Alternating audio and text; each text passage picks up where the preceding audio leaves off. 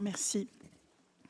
Comme vous l'avez dit, Madame la Présidente de l'Office hydraulique, les deux documents, donc le SDAGE et le PGRI, vont s'arrêter fin 2027 et on est là sur l'examen de la révision. Vous nous le soumettez dans le cadre de la consultation publique, on en a parlé avant, où notre Assemblée devait donner un avis avant le 25 mars. Je pense que vous allez nous répondre là-dessus, 2025. Donc déjà, notre question était, est-ce que notre avis va être pris en compte dans la mesure où on a dépassé ce délai. Bon, il intervient, on ne va pas revenir sur le contexte, ces rapports interviennent dans un contexte très préoccupant de dérèglement climatique, puisqu'après, entre autres, une année 2024 extrêmement problématique en termes de sécheresse, grâce à Dieu, l'année 2025 semble démarrer sous des auspices un petit peu meilleurs, puisque sur certains territoires, il pleut quand même depuis pratiquement 8 mois, mais on est quand même dans un contexte très préoccupant.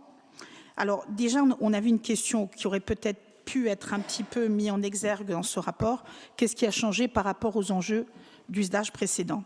Bon, nous n'avons pas détecté de changement majeur, mais il aurait peut-être été intéressant que vous nous précisiez si les priorités avaient un petit peu évolué. Donc, vous proposez 6 enjeux classiques, sobriété, préservation, connaissance, etc.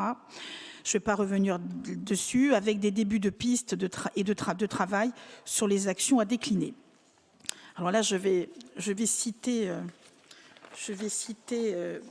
Josepha, qui hier, il faut que je la retrouve, à l'occasion effectivement de son intervention, avait dit qu'il serait temps, je paraphrase un peu, de passer un petit peu du déclaratif au concret. Alors, c'est vrai qu'en page 6 de ce rapport, vous admettez que le SDAGE est un document très complexe et technique par nature, dont l'appropriation de la démarche et des objectifs reste quand même difficile.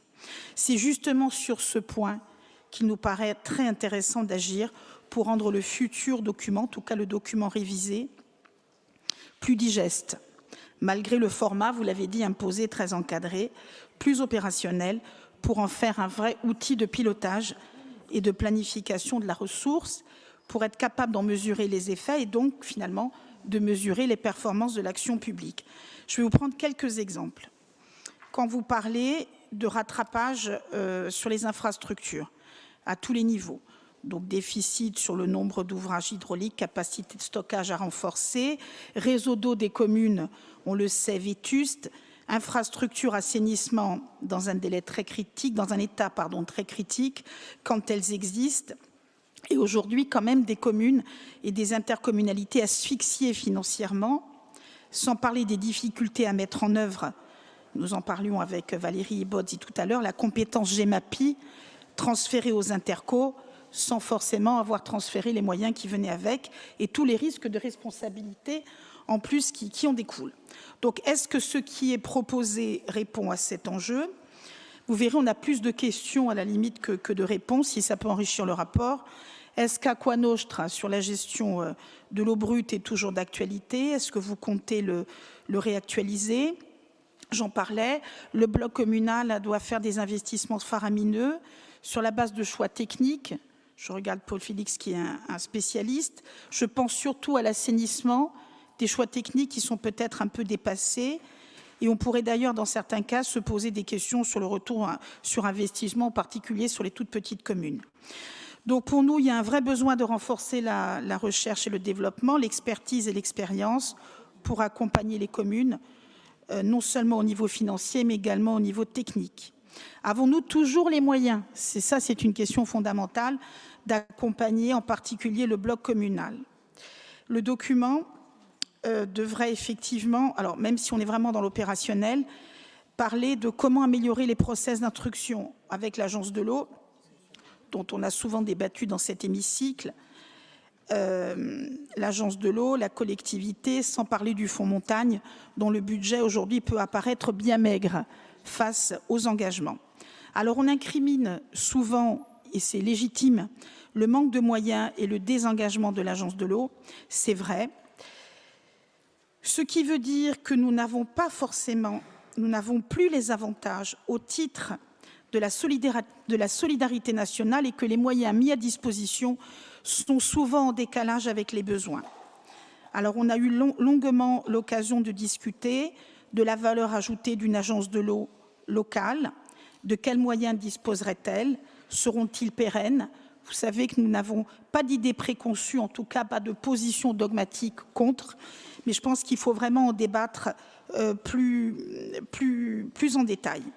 Alors, l'innovation, ça aurait pu être un axe un petit peu de développement. On a beaucoup parlé de l'exemple d'Israël et du traitement des eaux usées depuis des décennies. Bon, Israël n'a pas la chance de disposer, contrairement à nous, de la ressource nécessaire. Nous effleurons dans le rapport le sujet et surtout, quand nous voulons le mettre en place sur le terrain, on avait un projet au niveau de l'intercommunalité de la Costa Verde et le président Giovanni Angeli le savait, ça peut devenir rapidement une usine à gaz. Il aurait été intéressant également, mais vous m'avez dit en aparté que vous l'aviez intégré dans les actions, d'intégrer au niveau des enjeux une tarification incitative qui aurait pu être un levier intéressant en faveur de la sobriété. Là, je vais plutôt m'adresser au président de l'Office de l'environnement. Outre la gestion de l'eau, il y a le volet relatif à la gestion des risques. Concernant les 6 enjeux liés aux inondations, là aussi, nous vivons quotidiennement la différence entre la théorie et les obligations d'un document de planification et des actions sur le terrain. Ça tombe bien ou mal, j'allais dire, puisqu'on parle de bilan post-crue. Il en est question, on a encore parlé malheureusement la semaine dernière, des crues du Golo à Luciana et ce phénomène est révélateur. Des agriculteurs ont tout perdu et ça devient malheureusement très récurrent. Donc, quelles leçons en tirer et surtout, que faire? Les outils de planification doivent également faciliter le déploiement d'actions concrètes sur le terrain. Dans le cas du Golo, il est question, entre autres, de bassins de rétention sur des ouvrages publics. On parle de l'extension de la 4 voies, qui aurait été mal conçue, d'absence d'entretien des canaux. Donc, que pouvons-nous proposer, en plus quand la collectivité de Corse en a la compétence, pour éviter que ça ne se reproduise à nouveau? Moi, je suis élue depuis 10 ans sur la région. Ça fait 10 ans, effectivement, qu'on est confronté à ces mêmes problèmes. Vous voyez, il y a beaucoup de questions. Donc, pour conclure, il faudra être très attentif au programme de mesures qui est quand même fondamental. C'est le suivi qui sera associé aux futurs SDAGE ainsi qu'aux actions opérationnelles pour atteindre les objectifs. Et il va falloir pouvoir répondre à la question cruciale, comment faire toujours plus avec toujours moins de moyens. Ça, c'est un des enjeux de la négociation avec l'État et c'est sur ce point qu'il faudra travailler pour justement être à la hauteur de ces fameux enjeux. Je conclurai également pour dire qu'il faut définir les trajectoires communes, on en parle entre le SDAGE, entre autres, et les documents d'aménagement, dont le PADUC. Et là, cher Julien, je vous rappelle que nous devions délibérer en tout début d'année pour préciser les contours de la révision partielle du PADUC et que nous espérons que ça va arriver très rapidement. Donc, nous voterons ce rapport avec les réserves d'usage sur son côté opérationnel. Et enfin, je ne pense pas que ça nécessite un amendement. Depuis la rédaction du rapport, heureusement, le transfert obligatoire de la gestion, enfin de la compétence eau n'est plus prévu depuis la loi effectivement promulguée le 11 avril 2025. Je ne pense pas qu'il faille amender le rapport, mais en tout cas, il faut en tout cas en tenir compte. Je vous remercie.